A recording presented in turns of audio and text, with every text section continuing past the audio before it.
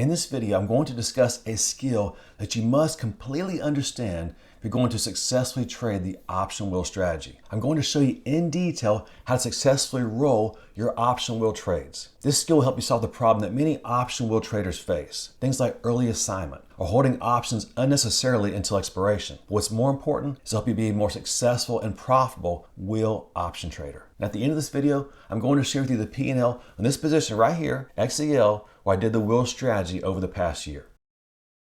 But why is rolling essential to being a successful option wheel trader? Well, it helps you to avoid or improve unfavorable option assignments. It also helps you to maintain or actually create profit positions even when they go against you, and sometimes even when they go against you in a very big way. So why is it important to learn this skill of how to roll options properly with the wheel strategy? Well, it helps you to improve your overall cash flow and return, but it also helps you to have better entries when a position goes against you. Here's the position I'm going to share with you. I know there's a lot here, so don't worry, I'm going to break it all down for you. You'll have a clear understanding of how to use this skill to your advantage. But I picked this position for several reasons. First, notice the ticker symbol is XEL. This is a utility company. You wouldn't expect a utility company to be very volatile. I mean, it's not like we're trading Nvidia or Tesla. This is a utility company. They're usually very stable. Just because something is usually very stable, doesn't mean it will always be very stable, as you're going to see here. As you're going to see in the end, even a position like this goes against you. If you roll your positions properly, your cash, your put options,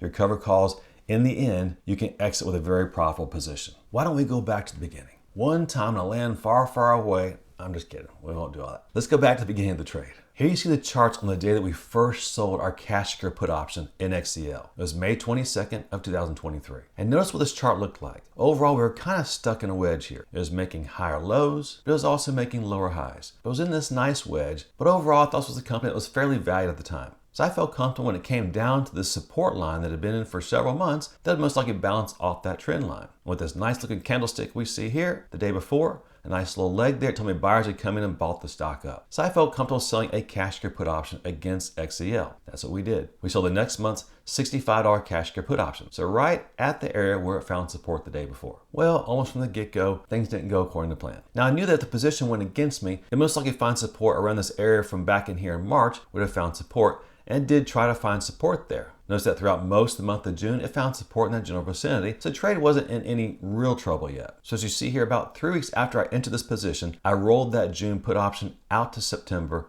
with that same $65 strike price. Now playing Monday morning quarterback is always a lot of fun if you're not the quarterback from the past Sunday that didn't play so well. I didn't play this position perfectly. It went against me. I probably should have tried to roll that down, and I can't remember why I didn't roll it down, but looking at the charts, I'm sure I probably tried to. It just didn't work out. So for whatever reason, we didn't roll it down. Maybe it would have required a big debit, but I decided I didn't want to roll it down. I decided I felt comfortable rolling it out. And as you see here, although it did decline for the next couple of weeks, it then took off. In fact, it broke through this area of resistance. It even broke through the green 50 moving average. So everything looked good. Everything seemed to be turning around and going our way. We're making nice new higher lows and higher highs on this daily chart. However, things were about to change again. And here's what happened. The stock started to decline, and it kept declining. You see, it kept declining. And then it really kept declining even more. Now our simple option wheel strategy in a very safe, non-volatile utility company like XEL was in trouble. We had sold that $65 cash secure put option. The stock was trading for around $58 to $59 per share. Not big trouble, but the stock was down about 10%. Still was in trouble. Well, on September 15th, as you see here, the stock was assigned to us at $65 per share. Since the overall market for XEL was bearish, see, it made lower highs and lower lows, was definitely in a bearish trend, I decided to sell a covered call below the strike price I was assigned the stock at. We have been assigned up here at 65. I sold the cover call right in here because it was right at this green 50 moving average. And it was also right at an area that I expected to find resistance if it came up, which was the low from this candlestick back on June 29th. The low for that day was around $60.39. So I expected that if XEL did come up, it'd probably find resistance there. But another reason I felt comfortable selling this cover call below the strike price I had been assigned at was because of my position sizing. You see, when I enter a position like XEL, I always leave additional position sizing in case the position goes against me. So my personal rule is I want to have at most 5% at risk in any one position. That means if all the put options were assigned to me, the value of that position, in this case XEL, would be less than 5% of the overall portfolio that I'm trading with. In order to have that extra room to fix a position that goes against me, I need to be at most around 2 to 3% in my initial position size. And indeed, that was the case with XEL. It's kind of like being in an old Western and you save your bullets. You don't just spray everywhere. You save some bullets in case things don't work out the way you planned. Now, thankfully,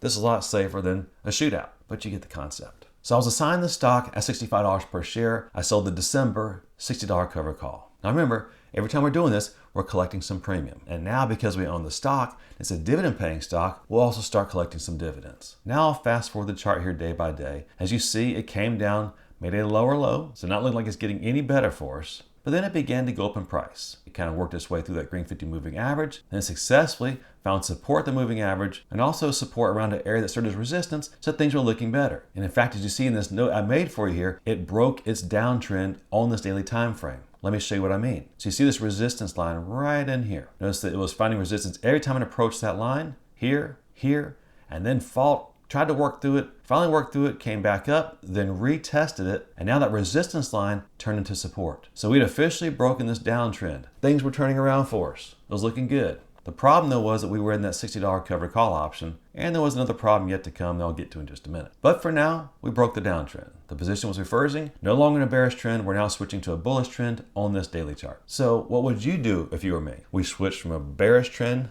to a bullish trend. I sold a cover call $5 below where I had been assigned the stock at. What would you do? Well, that's probably what I did on December 7th. I bought to close that December $60 cover call, and I rolled it out and up to March $65. So the cover call got assigned, I would exit for the same price that I entered it at. And all that premium over all that time and all those dividends, it'd be mine to keep for my profit. Sounds perfect, right? But one little note here, because it was in the money, notice it was trading for around $62 to $63 per share. That $60 call option, it had a pretty good debit behind it. So to help fund rolling that cover call up from 60 to 65, I sold some additional cash secured put options to help fund rolling that cover call up. That's why I told you that I like to keep some position sizing available to help prepare positions that go against me. So we're doing every roll here for a credit. Remember, this video is about how to roll to optimize cash flow, profit, and return. Every roll we're doing here is for some sort of credit, and I'll show you in just a minute the entire spreadsheet for this whole position. All right, so everything's looking good. We're back more in a bullish trend. However, I do see this red 200 moving average here,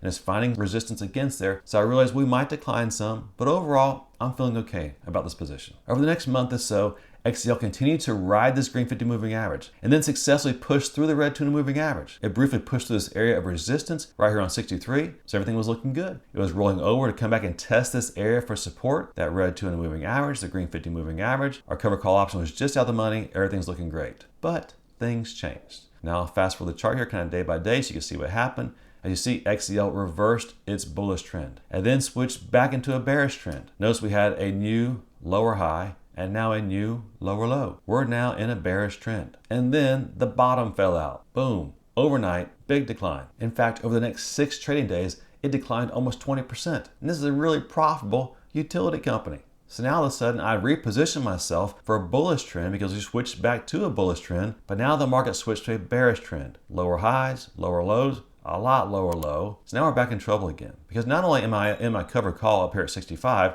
which isn't a big deal. I could let it expire worthless or roll it down. But the other problem is that I'd add to my cash secure put option position. Remember back in here, I sold the March $60 cash secure put options. Now a couple of notes here I want to talk you through. First of all, notice on this big down day right here, this big red candle, that was February 29th. So on that day, I rolled those March $60 options down and out to June at the $55 strike price. That helped me adjust that position. Remember, this video is about rolling. We don't only roll our cover calls, we also try to adjust our cash secure put options to put us in a more favorable position. You're probably thinking, well, Randy, how could you do that? The stock was trading for around $53 to $54 per share, and you had sold a $60 cash secure put option. I think it was way in the money, and you're right. So notice my little note down here. I doubled the number of contracts on those short put options. Therefore, I was able to receive a credit. Because I still had that position sizing available, I doubled the number of contracts from 2 to 4. And as a result, I was able to roll those put options down for a credit. Now fast forward here to March 15th, this little yellow down arrow, and at that point, I rolled our March $65 cover calls out to April and down to 55. So here we were again. We're back in a position where we're selling a cover call well below where we were assigned the stock at. Remember, we were assigned up here at 65.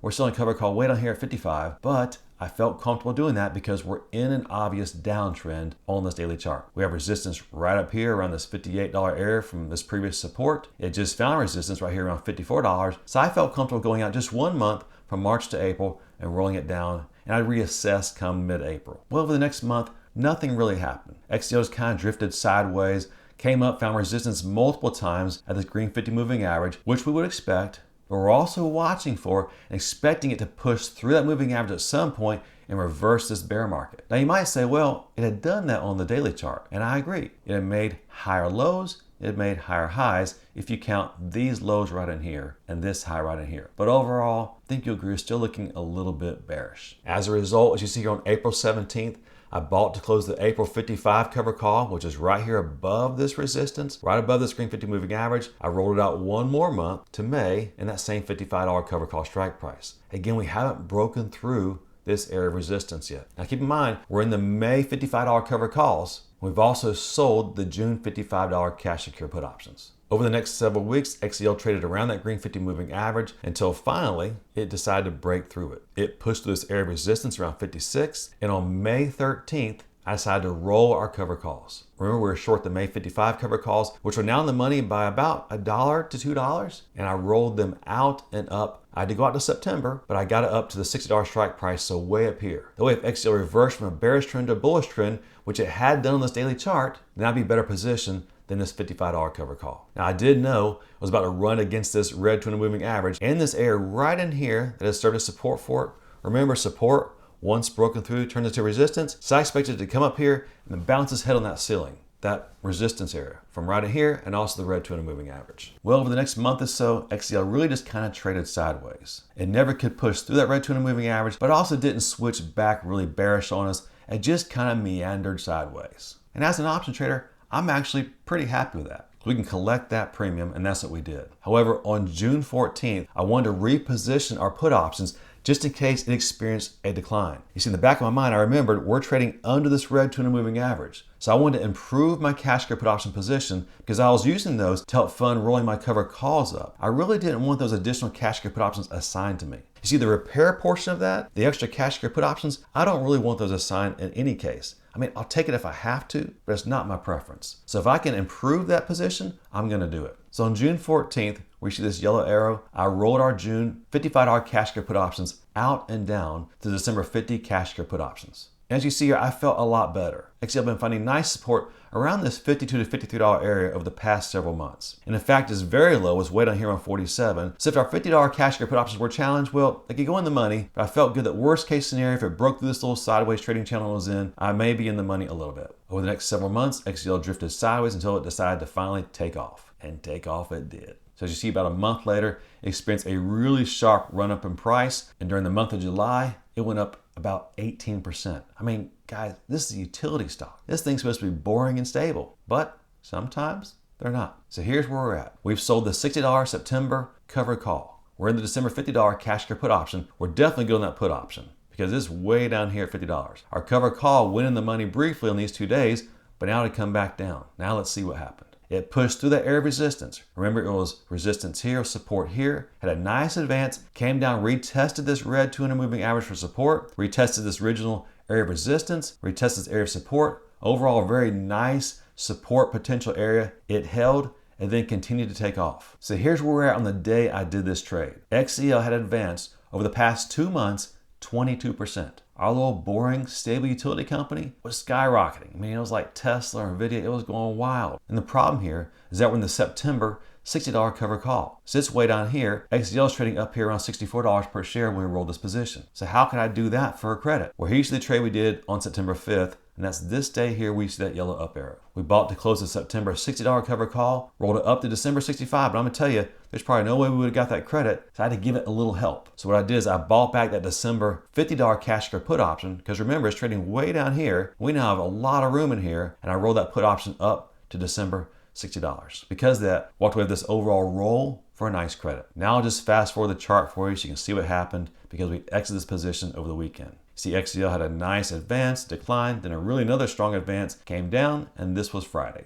I'm filming this video on Sunday, and on Friday night, Saturday morning, the $65 cover call was called away from us or was assigned, so we sold the stock. So we let our put options expire worthless, and we allowed our cover call option to be called away. As you can see, knowing how, when, by how much, how far to go out, Those are all important things you need to know to successfully roll your options if you're trading the option wheel strategy. Before I show you the entire P&L in this position I just talked you through, let me ask you, what are your favorite option wheel stocks? Down in the comment section below, let me know what your favorite stocks are to sell options on. What's your favorite wheel strategy stocks? I'm curious to see what you like to trade. All right, now for the P&L. Here you see all the trades we did in this position that I just talked you through. Now ignore this top one here because that was done back in 2021, so ignore that little profit of $270. But the rest of the trades are the ones that I just talked you through. A couple things to point out here is just how we roll these positions up and down. Also notice we collected nice dividends of 52 cents per share and 55 cents per share several times. Indeed, as you see here in our return, this is our annualized return based on these options. Indeed, sometimes